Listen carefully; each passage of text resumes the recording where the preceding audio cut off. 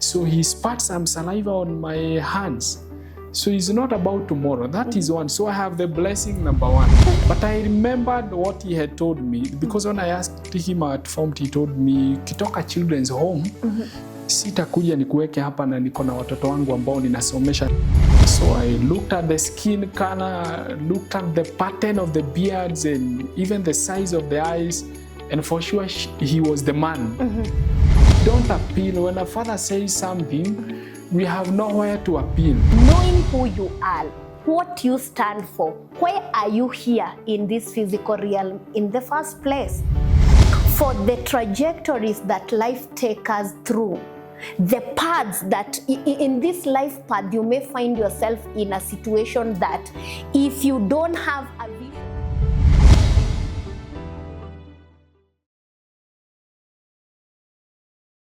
Hi, good people, and praise the Lord.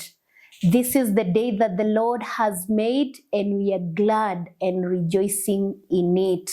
It is another moment that the Lord has given us in the Psycho Spiritual TV studio and hosting this program of turning our scars to stars for His glory. It's always an honor. It's always a privilege to sit here, to listen to stories of triumph, to listen to stories of real people who have gone through real life experiences. And when you listen to some of these stories, people of God, you'll not have a reason to give up. And we thank the Lord for the programs that we have hosted here, Davy, about addiction. We thank for Mom, Mrs. Otieno, my co-host, who is not here today, but in the next program, I'm hoping we'll be together.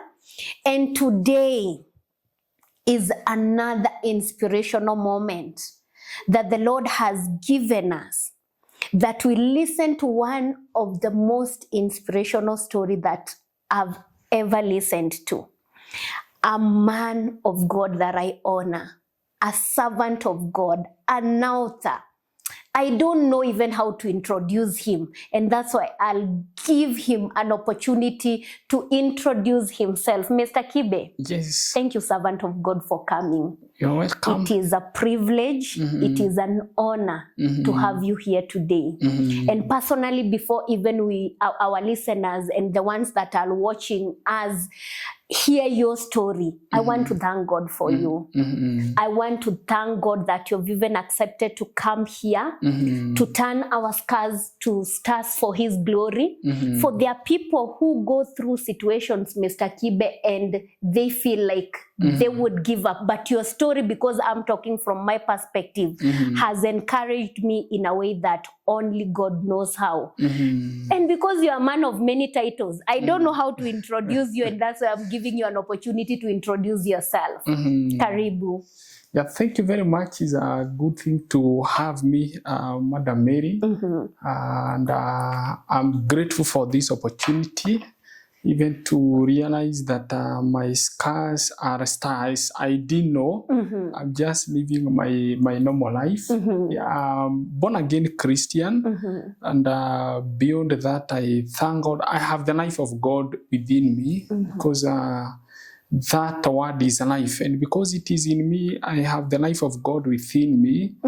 And that's the inspiration for whatever I share. And then also the other thing is the joy of salvation. I think those are the two things which inspires my life. And I would say maybe that's what may have turned my scars to stars I have known today. And therefore, beyond that, I'm a trained professional counselor, both a diploma and a degree. And currently now doing masters in counseling psychology to become a better professional. Yeah, and also I thank God I've managed to write several books. Martin Luther, the original from Germany, says, if you want to change the world, take a pen and write it down. And I thought that is a good thing that I can use to change the world. Yeah, and also a public speaker that came along the way, that out of much that God has given us, it is not possible to contain, and therefore the other thing is also I'm a public speaker. Then people will continue with the other titles. If they want me to become their president, I'd give them some time so that they can multiply their families. I get enough votes. But for now, that's how I serve God. Yes. Amen. You know, you've said something and you're being very humble, and I thank the Lord. Please tell us how many books you've written, because people of God, Kibe is not who anatuonyesha sai, anatufichia teeth, anatufichia white. One, it's because it's quite an inspiration. I've written only one book. I'm yet to publish 2 others which are on the way. And you know, you're one person who inspired me through the journey. Truthfully, when I wanted to write my first book, the person who walked with me was Mr. Kibe here. He may be young, but he's loaded. How many books have you written? Before when we go to your story, because we want to honor, to celebrate the grace of God upon your life, you can speak a bit about the books you've written, and maybe you can give like 2 stories behind some of these books, or like explaining 2 books. Like this is one of your book, the positive side of suffering. I love this one. Lakini I'm giving you an opportunity to tell our viewers how many books you've written. Yeah, by the grace of God, I've done 12 books. My books are in 2 categories. We have the emerging issues and we have inspirational. So maybe from the first book, The Positive Side of Suffering, which I published in 2017. This is the only book I would say I had the 3 visions for writing this book. One, I was writing the book so that I can pay my school fees in the university. I was seated in Form 3. And I discovered I will have no way to educate myself, either my grandfather or any other systems that we rely on. So I told myself, I will write this book, and I believe that one day, one time, I'll be able to pay my school fees. And then number 2, the motivation again was to become a public speaker. You know, that time is a good opportunity to dream. And number 3, I thought maybe when I write this book, I'll depend on myself in terms of maybe financially, because that time I was dependent on the other systems which were unreliable. And true to that, the book has been able to achieve all that. So that is simply my motivation then. Maybe it may have changed now when I look at the book. Yeah, and I think the other book is The Power of Determination. Power of Determination is the response. When I went to the field and told people I'm a motivational speaker, you see my size, just look at me. I was wired for running. So I was definitely chased away. I remember the last time I wanted to go for construction site, kazi ya mjengo, I was chased away because the others felt this man, had to drag down. So the Power of Determination was a response to the market, which is resistant to young people get into the space. The elders are not ready to share opportunities with young people. But I thought this book would be able to help me, number 1, to break in, or rather break through the marketplace. And number 2, I felt I needed a force. I needed a force to legitimize that, hey, I also have an opportunity to participate in building our community.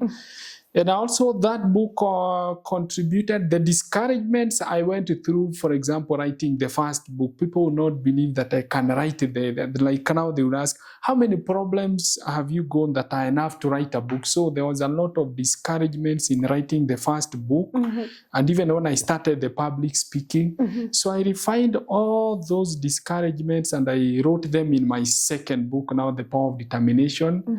And I discovered you cannot discourage me. So your discouragements will be adding the volume for the 13th book. So I think that was a good initiative. And finally, The Power of Determination became now the best selling. Just to pick the 2 among the 12 books. Yeah. And I know you'll be able, I will give you an opportunity to talk about your books, because your books are very inspirational. And before we came here, you told me something, and that's why at the end we'll be talking about that, to challenge even other authors pertaining a ministry behind a book. Is not just a book. Even me, I'm ready to listen to that, for I'm an author, upcoming, more books coming. But ultimately, there are so many people who have written books which have never been read by anybody, not known. And I know, because we are turning our scars to stars, you'll be able to challenge us and ultimately to inspire us. And we'll pick the conversation, because as you talked about when you wrote your first book and the reason behind it. And that's why, people of God, in this program, as I introduced by saying, we meet real people who have gone through real life experiences, but they didn't give up. And Kibe is one of those young men who had all reasons to give up. They had reasons to look at their environment, their background, and conclude they can become nothing. And I'll pick the conversation from, you said you are writing your book to be able to educate yourself. One of the things that our viewers doesn't know, and we thank God in all circumstances, is that you grew up in a children's home. But I don't want to tell your story. I don't even know where to start to ask about it and everything. But we are really honored, Kibe, to listen to that story, because there are people who give up. They find themselves in, they are orphans, they find themselves in separated home, divorced and everything, and they allow that to become their identity. I've met many young people who say, me, if my parents didn't divorce, I think I had a better shot for life. But your story, you picked yourself, you've walked with God, and that's why I'm giving you an opportunity to utuanzishie pale, like, you didn't grow up in a normal family setup, in a children's home and everything. What really happened for you to find yourself in that situation? Yeah, these are one of the areas I always run away telling my story. But I thank, because you have told me it is already a star now, I think I'll have the luxury today of sharing. Yeah, there are many choices we don't make in life. And in our African setup, we start making our choices independently at the age of 18, and it is not a must. But there are many things we don't choose in life, like where to be born, how to grow up in our childhood. So and that's one of the choices I never made, but now I have an opportunity to make my choices. I was born when my mother was doing her KCSE, so I was born of a teen mother, who, my sister is older than me, so if you do mathematics, my sister was born somewhere between Form 2. And then that sets a journey. I'm born of a teen mother. What does that mean? I am already setting for a journey, struggling for, maybe competing for resources. Yeah, that meant I had to grow up with my grandparents, which was a big family of 11. And I think that is an environment where you compete for everything. There is the opportunities in growing up in a big family. That will mean you'll easily be lost in that family, because 11 children, you cannot take the plate as the first one. True. And therefore, the other thing was growing up with very cheeky uncles. Maybe for the sake of your questioning, I remember this uncle, I used to depend on him on waking up. So, but one day he chose others. He picked a big stone and put it on top of the blanket. So, and I just do like my hand like this. My uncle is still sleeping. So until I lost the sleep, just to find a huge stone on top of the blanket. And it was around 9 a.m. and my grandfather would not allow you to stay at home. So, and I remember that caning that I got, and those are some of the challenges sets in life that the resilience now has to be born. That even waking up, I cannot depend on my uncles or another the family at that a young age. I have to learn how to survive. So growing up with the grandparents, but again, that's a big family. That means my grandfather would not be able to sustain his 11 children. And 3 of us, I have a brother and a sister. And the children's home became another avenue to offload some of us. But the good thing, the children's home, I think it became better than where I had come from in terms of comparison. And that is not to say that my home was not good. The change was so drastic. Within 3 months, niliona, I don't know where hiyo kunaona ilipotelea. 3 months, there was a drastic change. One of the change was the body change. The other one was I forgot many things. I forgot. I used to sing songs cover to cover. I lost all of them. And the other change was even forgetting people. And I think that was the change that happened. And maybe psychologists have been able to define that the environment was not very friendly for me. So the children's home, what more can I say? I can only pick one story to give maybe people a picture who may not have been there. I remember one time I was in Form 1. We went to Naivasha Girls for a CU Larry, and I remember the best place to stand is Naivas supermarket, and everyone went to the supermarket, and for me, I was left behind the bus. I didn't have even 10 shillings. 10 shillings, I would buy a lollipop, and that lollipop I could measure all the way to Bahati. That means that's how poor I was then, or a picture of a children's home. And I remember being left behind the bus crying. But I thank God that is the lowest I have ever gone. And that was the life for the children's home. Yeah. Okay. How was that for you? Having... You visit children's home and you find other people maybe who have no home because of many circumstances, maybe orphaned, others rejected, because I hear there are people who are in children's home, they were rejected. They still have families who abandoned them or something. How was that for you when, as children, we have this mindset of we should have a mother, a father, but now you are in a children's home. How was that for you psychologically when growing up? Or had you adapted to the fact that you had found yourself in your grandmother's or grandparents' home? Now you are in a children's home. How was that transition? As much as umetuambia, it was better, but I'm speaking from a point of view of every child would want to have a family where there is father, mother, and you're there.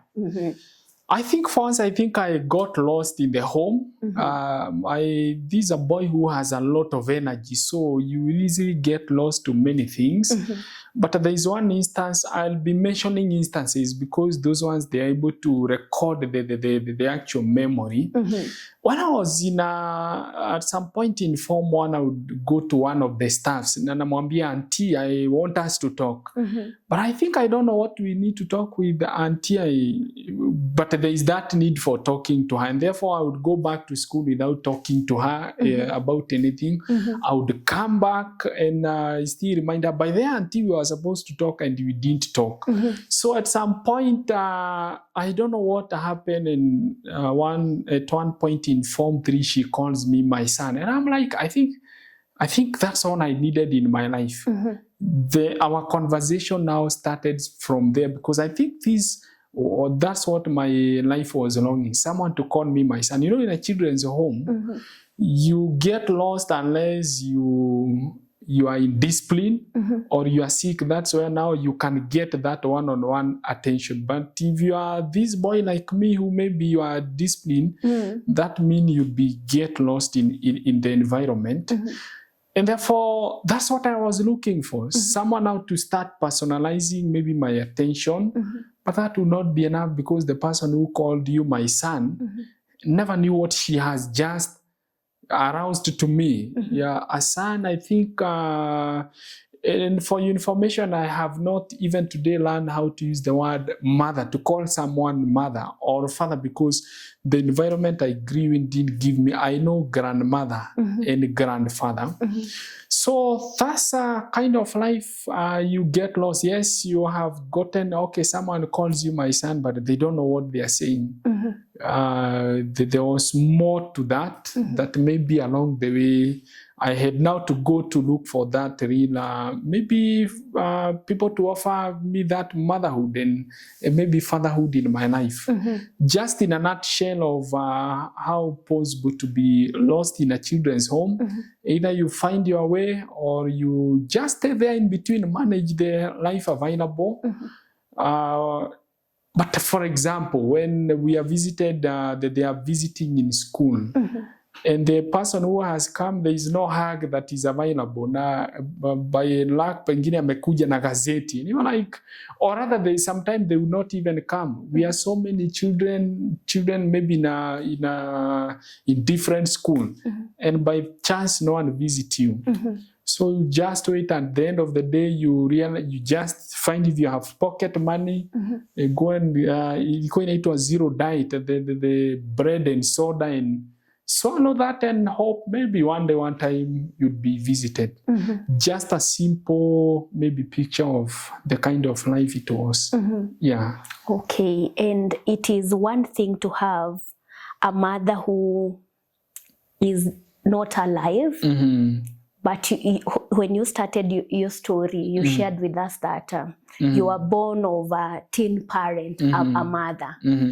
So your father existed somewhere, or at a particular moment, did you ever think, where is my father? I would want to know him. Did you ever meet him? That's one of the questions that I'm asking myself now. Still, when you are in the children's home, what was going through your mind? Because yes, mom is not alive. Grandparents have tried where they can. The circumstances may not have allowed them to give you the best of life. But every young boy would ask, where is my father? Did you think about that? Yes, I would think about it. Of course, at some point, there's a stage which is not a big issue. Because maybe one advantage I had, this boy was very active. I went to high school. By the time I'm informed to I'm elected a class prefect, so that's an identity. So the other thing, I'm elected to be the CU choir master. So the other thing, I was the one who was leading Golden Bell. I mean, Golden Bells, the national anthem and school anthem.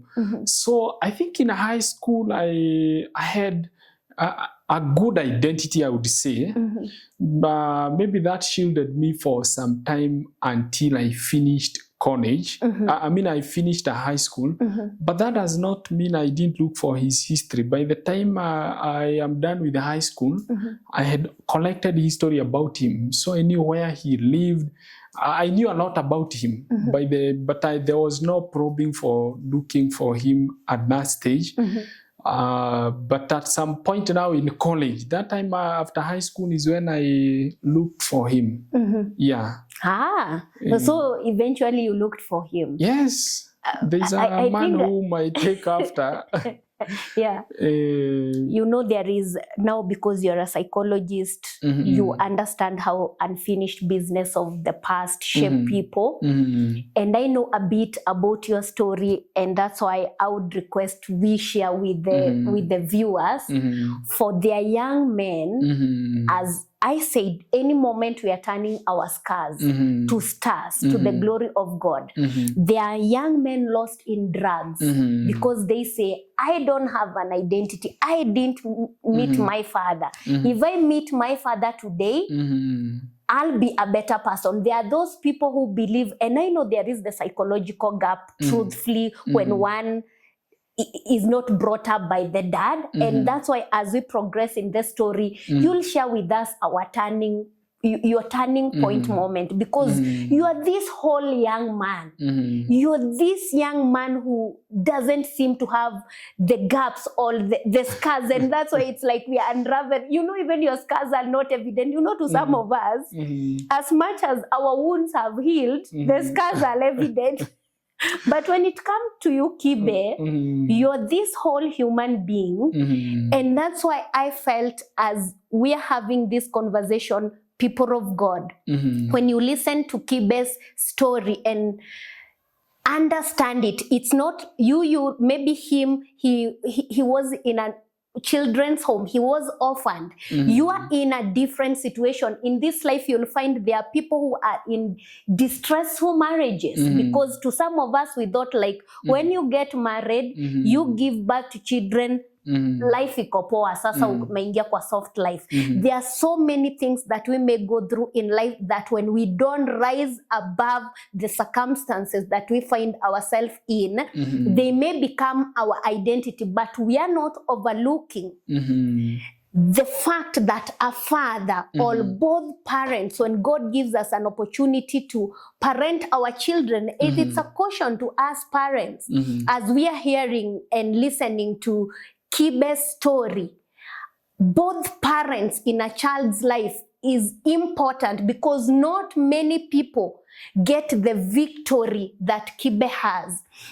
And that psychological gap of not having a father, not many people are able to overcome it. But at the same time, you who have found yourself in a children's home, you have found yourself in a situation where your parents have divorced, have separated, or they died, you're orphaned. That's the reason we do this program, that you can rise above your circumstances. It is you will be able to host in the future.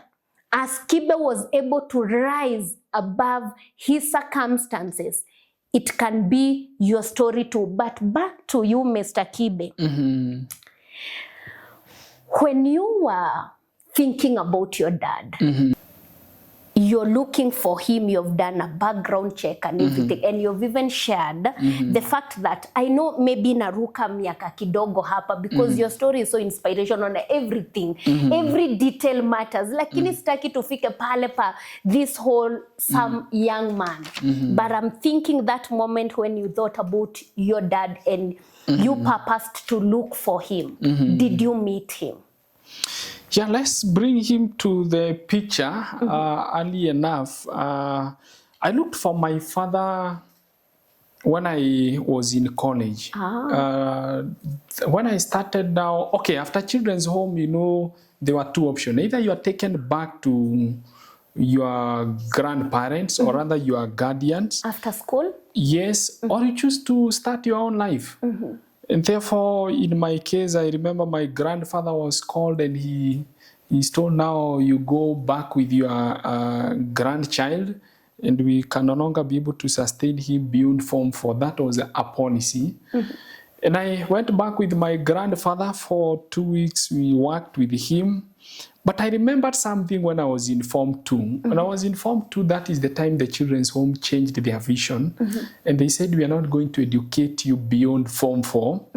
And it is the same time that I asked my grandfather if he had a plan for me after Form 4. That time I was in Form 2. And that's when now we were talking about the issue of coming up with writing. Is after processing that anticipation that after Form 4, either I choose independent life or I go back. And therefore we stayed with my grandfather for 2 weeks. But I remembered what he had told me, because when I asked him at Form, he told me, kitoka children's home, sitakuja nikuweke hapa na niko na watoto wangu ambao ninasomesha ati upange laini. And I think that stuck in my mind. Therefore, when I was staying with him for 2 weeks, he had different offers. One, tulime viazi. He was a farmer that time. Tulime viazi anipeleke shule. That is one. The other one was joining NYS, or rather maybe kufunguliwa biashara. But I think with my small mind, I'm seeing this my uncle has not gone to school. This my aunt. And therefore, I made a conclusion that yes, I'll work with him, but I don't see the chance with him. And I chose to go and start an independent life. So I started life in Nairobi for 1 month, but I learned it to not be manageable, to work as I studied, and thought, why don't I come back to Nakuru? And this person who is coming back to Nakuru does not have much. I only have 3,800 shillings. And I'm coming back to Nakuru saying I want to start life. Yes, someone told me, yes, there is a house for you here, 500 shillings and deposit, so my money is over. I only have an extra of 800 shillings to start life. But anyway, it's not how life started. I'm seated here. But we are talking about how now my father comes in the picture. I start college, but at some point I got stuck. I think with all these challenges now I got burnout, quitted the only job I had that time, which was paying me 250 shillings per day. So I quitted that job and now I'm at zero again. Then I think this time it was serious. I think I took it serious. Now my father is alive. Even if I was not sure, now I had to confirm my father is alive and he has to be found now. It is necessary. Therefore, I had been doing a benchmarking and even looking for him. Before, for 2 years, I've been looking for him. And at this time, I even have his contact by the time I'm saying I want to meet with him. So, but I thought, hey, I don't need to meet with I don't know the kind of leading or maybe the little wisdom I had that I said I'll not meet with my father, I'll call my grandmother, now mother to my father. So I called her and of course she could not imagine I'm calling home. And I was not ready to go at home. So I called him to my comfort, closer town. And we met with him telling me about the son. But at some point, my grandmother said, but I don't know what the owner of this child will say. Maybe there's something she knew about the son. And that is the last time we ever talked with my grandmother up to today. So my grandmother disappeared in the picture. And I would say that is the last time we have not talked with her again. So a day comes now to meet with my father. So I gives him a call and a date. But when he heard I'm looking for him, he said, give him my contact so that he can call me. And I was like, so my father is not excited that a son is calling home. So all that was creating doubt and adding to my history I had collected. Yeah, but now that day for meeting with him, I had called him, I had given him a location, and I went 1 hour before so that I'm going to see him before he sees me. And I start my pattern of I make a call and look who is receiving my call. I kept on calling as I look around, and I saw a man receiving my phone call, and I think the man I'm seeing is not the man I have come to see. And therefore, I have to be sure if he's the one, because the picture I had for him, he's not the one. So I would come closer and closer as I call. And this time I had to confirm the height. This man qualifies, yes, my height and his. So I looked at the skin color, looked at the pattern of the beards and even the size of the eyes. And for sure, he was the man. Up to this point, he has not gotten an opportunity to see me. Yeah, why am I saying he's not the man I wanted to see? Because he's seated on a very old motorcycle, and the face value says otherwise. The man who I'm going to look for, he has more problem than I have. And therefore, that's why I was telling myself, he's not the man I need to go and see, because I want help from him. And I think I had an option to turn away. But anyway, let me finish my job. And true to all that I had collected, he leads me where the grass is greener. Not in Psalms 23.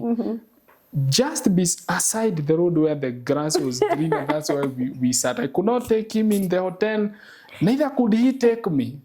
there, and we sat there and he told me many things that were good for me to hear from him. Others I had heard before. And finally, men don't have long stories where there is no meat, and especially the one that ni nyama ambayo iko na mbavu. So that meeting was not to take very long. He told me the only thing I have for you is blessing. And not tomorrow. He takes my hands there and then, and culturally or according to him, so he spat some saliva on my hands. So it's not about tomorrow. That is one. So I have the blessing number one. Of course, I took it very painful. I had come for money or maybe to take me home. But that's the first thing I have to go with. That tells me, nyumbani kukipangwa, when something is being planned at home, and that is now mother's place. It will also be planned for you or will call you. So, but up to today, I have not been called. Nothing has been planned at home concerning me. So, you wanted to hear the story of my father. That's how we part. But I know you'd be asking about the turning point, and I would say that was my turning point. Because this is my father. And a father is an authority. We don't appeal. When a father says something, we have nowhere to appeal. But I think I remembered, is it 1 Corinthians? I don't know if it's chapter 11, where it says the head of every woman is the man. Then the head of every man is Christ. So I knew, so his word is final, but there is somewhere I can go. Because imagine this, my father cannot tell me, where else can I go? To the chief? No. I mean, there was no any other place to appeal. And I would say this is where most of us break. When you are talking about some of the children who would get into drugs, they would get, I think if there was an opportunity for suicide, which I have never thought, those are the places most of our clients who have come to counseling, that's where they break. But I thank God I remember there was an appeal. So for me, there and then is not about tomorrow. I appealed very fast to heaven because there is God the Father. And I think I told myself, I think God, it is God who has planned all this. So if my father cannot help me, so this was the plan of God. And therefore I blamed God for everything. Others would say, oh, I blackmailed him, but honestly, where else could I be able to go? And I told him, now open the doors for me because you have closed all of them. And I think by the time I'm coming back to Nakuru, that time I was still living in Nakuru, I think I was not a healed man, but I think that was where my transformation started. My bitterness just disappeared. Because how can I be able to blame anyone else? So, and I think that was my turning point. Yeah. Wow. And you're bringing a dimension of what we believe in this show. From the time we started this conversation, I had not brought the spiritual element. For I respect the fact that many of the people I meet in this show, many of them may be natural men, but they are still real people who have faced real life experiences. But as you see, we talk about psychospiritual, like as much as we are not of this world, we are in this world. Now to people who are spiritual, our life experiences take a different trajectory when we start understanding that we are here for a divine purpose. How we came here, the circumstances that we find ourselves in, we can be victims if we don't focus on the one who brought us here in this physical realm. And now from now we'll flow this conversation from psycho-spiritual dimension, because as much as you looked at the Lord, you stopped focusing your life on who have done what, who have not done whatever. At some point you had thought, mi nikimit babangu nimeomoka. Sasa school fees, kila kitu, unaona ile story ya prodigal sana, wewe hata huko prodigal, you expect hata sherehe. And I love when you said the green, where the grass was greener, I was like, I thought, kumbe ni pale kwa nyazi chini. The real grass. The real grass. But ultimately, Kibe, as you said, that was your turning point. When I met you in the university, because now the real conversation is like turning our scars to stars. What we've been talking about is like your scars. But now we are coming to the stars, because like now there is this turning point moment. I needed a father, it's not working. He's alive, but nothing is forthcoming. And I have to pick my pieces. What really kept you grounded? I know spirituality, and as much as I'm a spiritual person, because you're speaking to young people, Kibe, people who have found themselves in situations they didn't bargain for. And we've known as a society, like a family is mother, father, and children.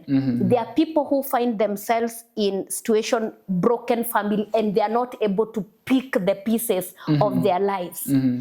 Yes, spirituality is important, but as a person, and as you're speaking to the young people, what, like, that experience, yes, you know, there is the will. I'm trying to find a word of what kept you grounded, because there are those who will choose to go into drugs. There are those you've said you've never contemplated suicide. Really, what kept you grounded or kept you sane at that particular moment?